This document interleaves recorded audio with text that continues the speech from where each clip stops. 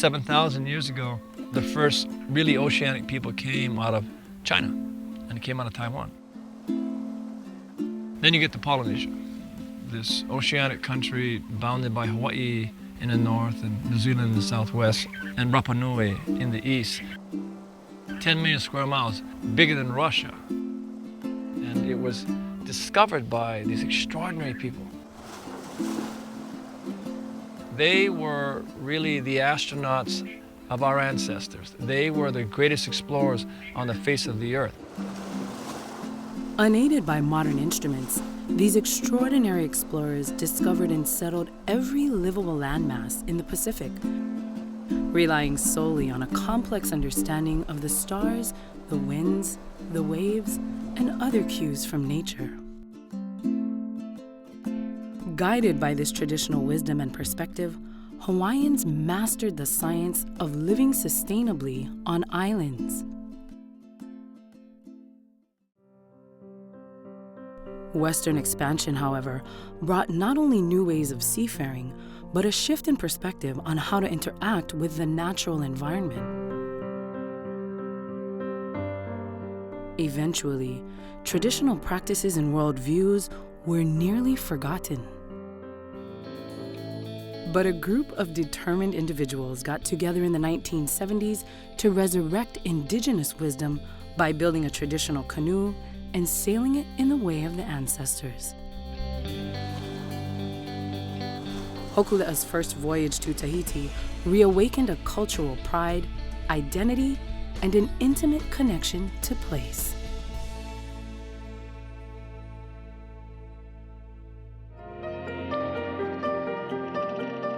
In a generation, Hokule'a has sailed over 140,000 nautical miles to reunite the world's largest oceanic nation. Today, Hokule'a voyages around the planet with a message of Malama Honua, or caring for island Earth, with a firm belief that blending traditional and modern technologies will help us find our way to a healthier future. Hokulea, to us, to go around the world, has this enormous potential to go to 40, 50 countries on the planet, to be with the great navigators on Earth. And I'm not talking about those in canoes. I'm talking about those who are doing things to give kindness and compassion to the Earth and those who live on it, those navigators. We're not going to change the world, but we're going to go and build a network of people around the Earth who are going to change it. And our job is to help them be successful.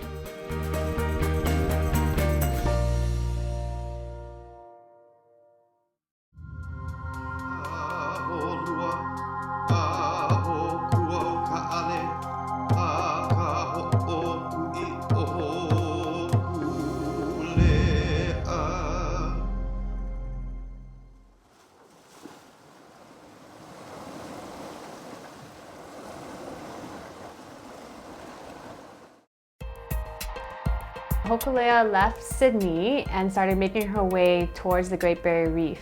We stopped in Brisbane, and then we got to be housed at the Reef HQ Aquarium, which was the headquarters for the Great Barrier Reef during our time there.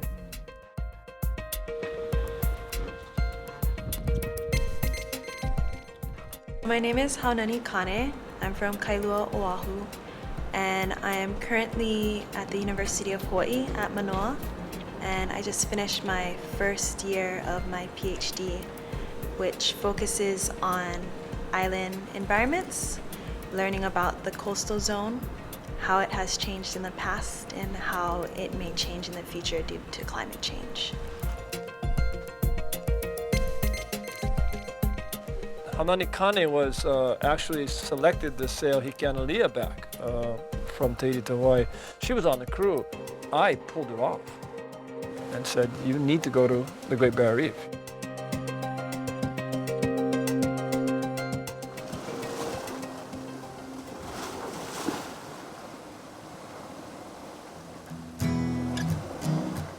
So we're here in beautiful Townsville. We arrived yesterday morning and we are docked outside of Reef HQ, which is the Center for Education for the Great Barrier Reef.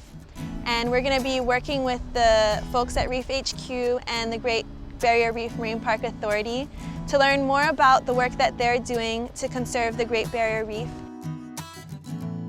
The Great Barrier Reef is one of those spotlights that we shine onto the importance of the oceans, because it's the biggest and oldest living ecological system on the earth.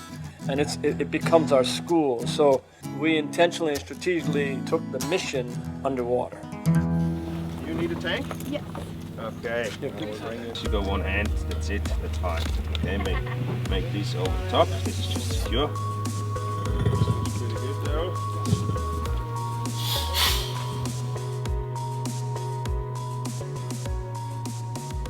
Ever since I was younger, I've wanted to dive the Great Barrier Reef. I've wanted to see the different corals, see the fish.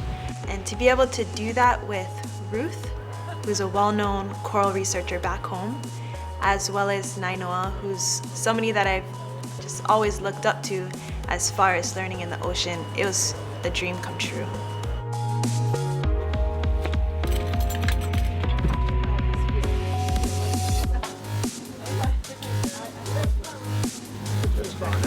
Okay, you ready?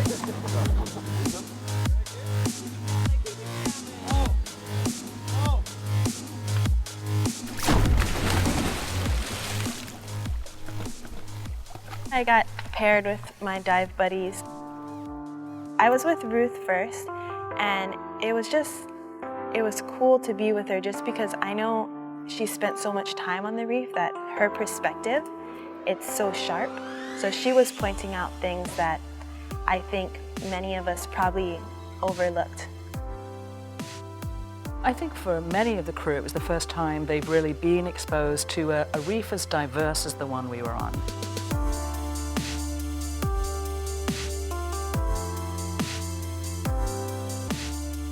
I've had the opportunity to dive on a number of reefs. First time I actually dove on a reef in Australia, my regulator fell out of my mouth because I had never seen anything like it. Corals stacked on corals, hundreds of species competing for space. Coral is an animal. It looks like a boulder, or it looks like a tree. But if you look at it really closely, there are thousands and thousands of tiny little anemone-like animals on that tree or boulder. So the animals build the reef. And the animals can do that because they harness the energy of tiny little plants that live inside their animal cells. That's a remarkable relationship. It's called a symbiosis. And so they're part plant, part animal. They're ancient, and we need to sustain these into the future because they are critically important to humans. To see these healthy reefs, it was mind-blowing. That sees this from a geologic standpoint. So I saw these tall reefs, and I was thinking of how much sand those reefs could make, how that sand could be transported to shore for beaches, for offshore islands. The dive itself was fun, but in having fun, it created the opportunity to have a much broader and perhaps more impactful discussion. What the reef is, why it's important to people, what the threats to the reef are, and the types of solutions that are out there in terms of protecting the reef. As we're burning more fossil fuels, we're increasing the carbon dioxide in the atmosphere, and what's happening is that's now dissolving into the ocean. Spending time with Ruth and learning about the things that she values and appreciates about the reef was really special. And one of the amazing things about her as a researcher is she sees the importance of engaging a community and working with the community to reaching a common goal. We're asking the question, if we can understand why individuals are doing so well, can we harness that knowledge then to breed corals that are better able to withstand future climate change? By visiting a lot of these different places, they have really helped me to see the broader impacts of my research, and it's really pushed myself to see the bigger meaning and the value of the work that we do. This experience in Australia and being around the Great Barrier Reef, it has impacted me personally in so many ways. We've done just about everything from going to the top research stations, million-dollar research stations, and how they're understanding the world through that perspective. Then engaging with the native communities and seeing how they view the world and how they use their understanding of the reef and its resources and to understand themselves personally. So it's for our family to be recognised in this area to be able to manage that country. From this experience, I think what I've learned is if I can do anything to impact the world in any way, I hope it's by being a part of this movement to integrate two different mindsets, and hopefully somewhere along the line we'll get to a place where we no longer have to have this discussion about Western knowledge or this discussion about Indigenous knowledge, because our children or the future generations, they'll get it. So next time, when you go to the beach and you're like boogie boarding and surfing and all that. So eventually we'll get to a point where it won't be one or the other. It'll just be science. Hanani becomes not just a geoscientist, she becomes a leader for tomorrow. And Hanani pulled Tahiti out of the sea last year. I mean, how many people on the planet can have that kind of resume? She, at the core, has the kinds of values that in the end we need, making the connection of their professionalism and their work to communities and to environment and to place. And that's probably the most important part of this voyage, is young people that are going to be able to realize real dreams that we never believed could happen. And that will change the world.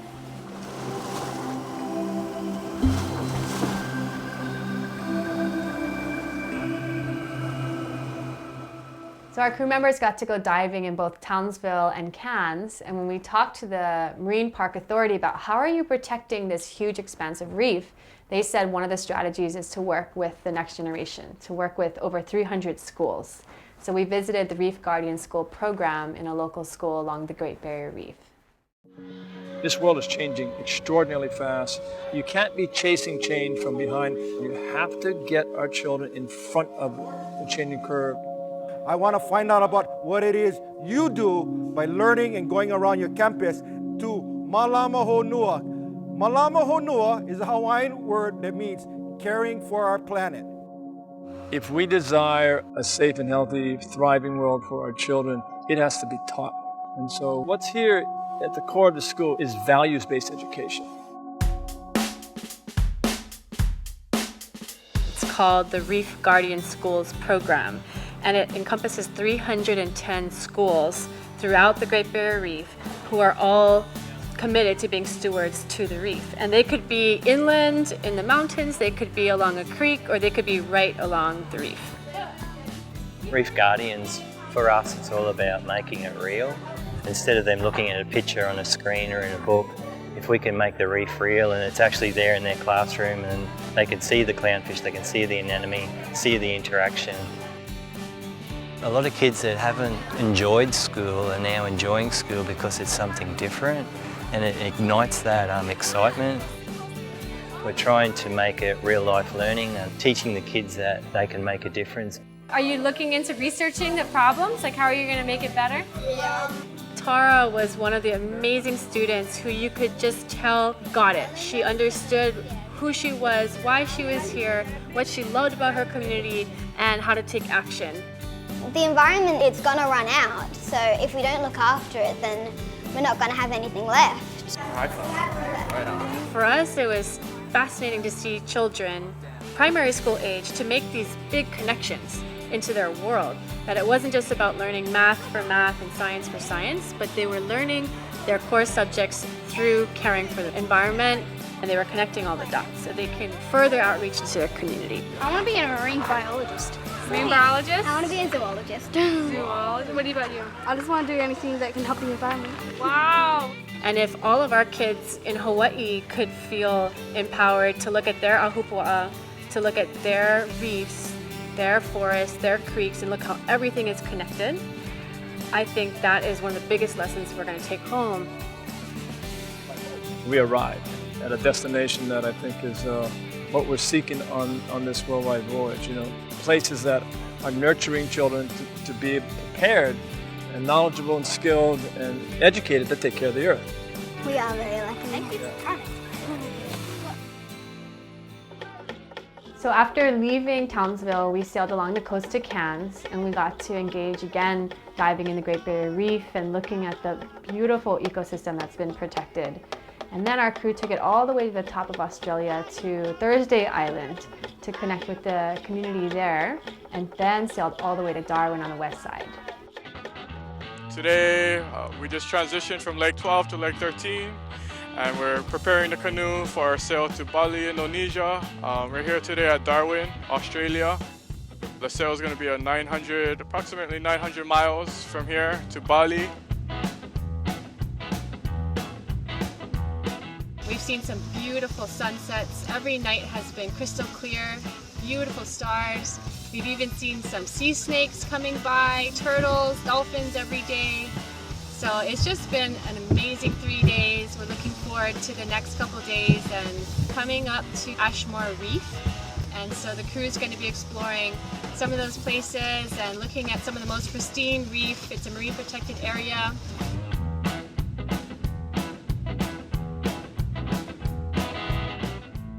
Lots of fish, lots of turtles, even a few different rays, but no sea snakes.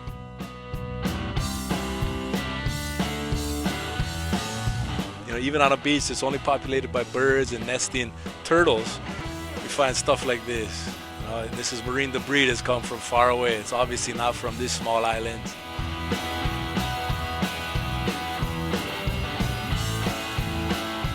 We left Darwin about 9 days ago, and it should have been a fast passage, but we had absolutely completely opposite from what we were training for. In fact, it was so flat calm that we couldn't even sail for the majority of the time. It was a kind of calm that was so special that sometimes you could see the reflection of stars in the ocean. We are just outside of an island called Lombok. It took us a while last night to sight this island. The navigation got a little tough because the waves were pretty big and the wind was really consistent. We were flying at about 8 knots last night.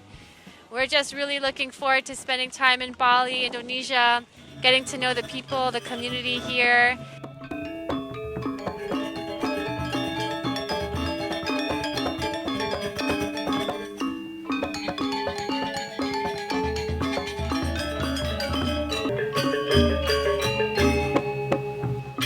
When we researched going to Bali, Indonesia, we actually realized that we weren't leaving our Polynesian home, we were actually returning to our deep ancestral roots, where the Austronesian people first came from.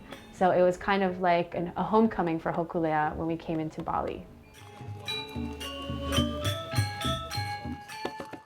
I knew about the Green School for years. I knew that it was doing environmental work, I knew that it was doing sustainability work, I knew that it involves children. But you don't really know it until you feel it. And you can't feel it unless you come. It's an amazing building, 7 kilometers of bamboo.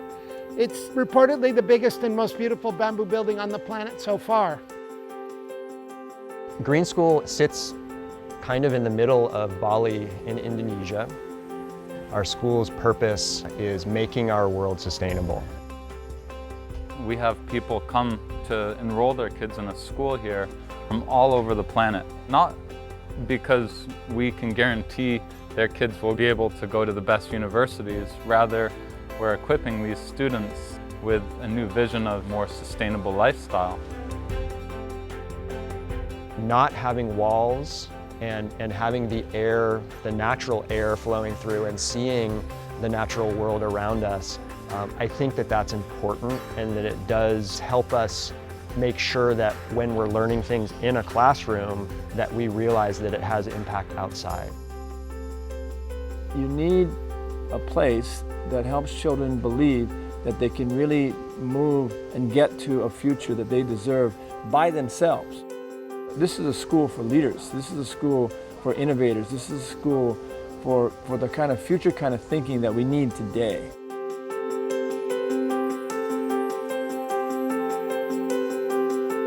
When we visited the traditional fishing village of Ahmed, and we learned about photo voices and how they're allowing the community members to document their ocean, what they're seeing and what they care about. It was really amazing because they're not only sharing their view of their ocean, but they're educating the public, the community, and even tourists about why it's so important to protect their ocean. Yayasan kami, Lensa Masyarakat Nusantara, melakukan penguatan dan pendampingan masyarakat ini melalui fotografi salah satunya. Jadi mereka mengambil dokumentasi penting terhadap perkembangan pariwisata yang ada di wilayahnya dan juga kehidupan sosial ekonomi mereka. In a place like Indonesia where we don't speak the language, sometimes things get lost in translation. And so when you see beautiful images of pristine coral reefs juxtaposed with plastic bags in the ocean or a major flooding event, it'll grab the eye of a tourist or someone who doesn't quite connect with the place, or even a local who's never realized those issues before, and that starts the conversation.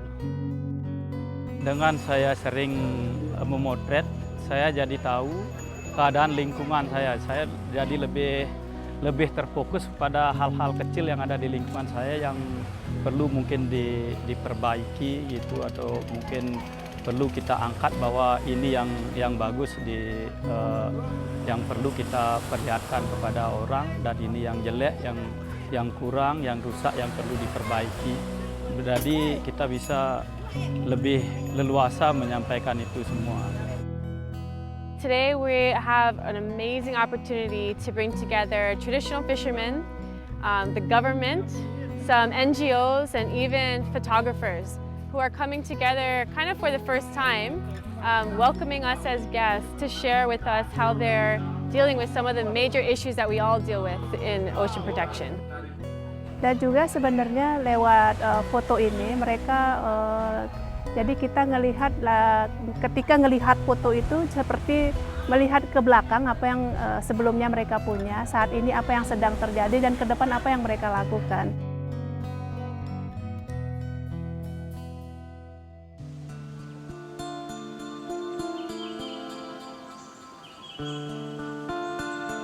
Walking up and seeing this massive temple just slowly rise out of the earth as you're coming up the hill, and then to find out that it's 2 million separate blocks of stone that were put together to hold this temple together, and you find out that it was made in the 8th century, and that over the last 40 years there's this massive effort to rebuild it. It was something that unlike I had ever seen before.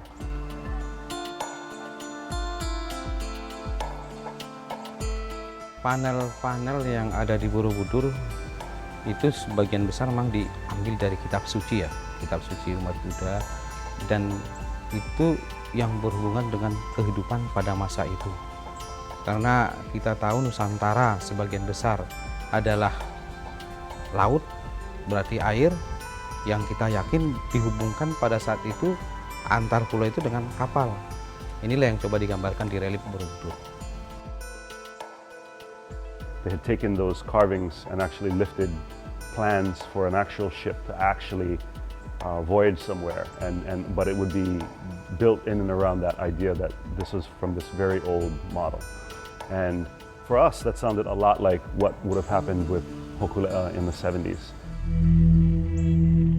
Whatever the modern anthropological thought that had become our reflection for us, we needed to create it and recreate it for ourselves so that we knew the truth of what it was. And it was very clear that the intent for the building of the ship is the same thing. That you have these group of people who maybe didn't know all the answers and didn't know if this was actually going to be possible, but they did it anyway. Kita pakai kapal ini untuk berlayar sampai ke Madagaskar sambil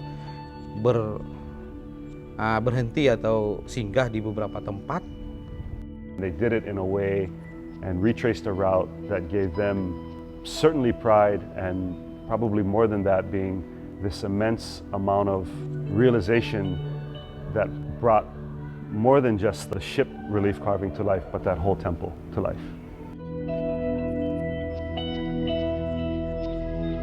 We say in the Pacific, right, we're sailing in the wake of ancestors, that all of these migratory paths had been well traveled between all of these Pacific islands. But I feel like because of this story and because of this quick visit to this temple, we are also sailing in the wake of their ancestors.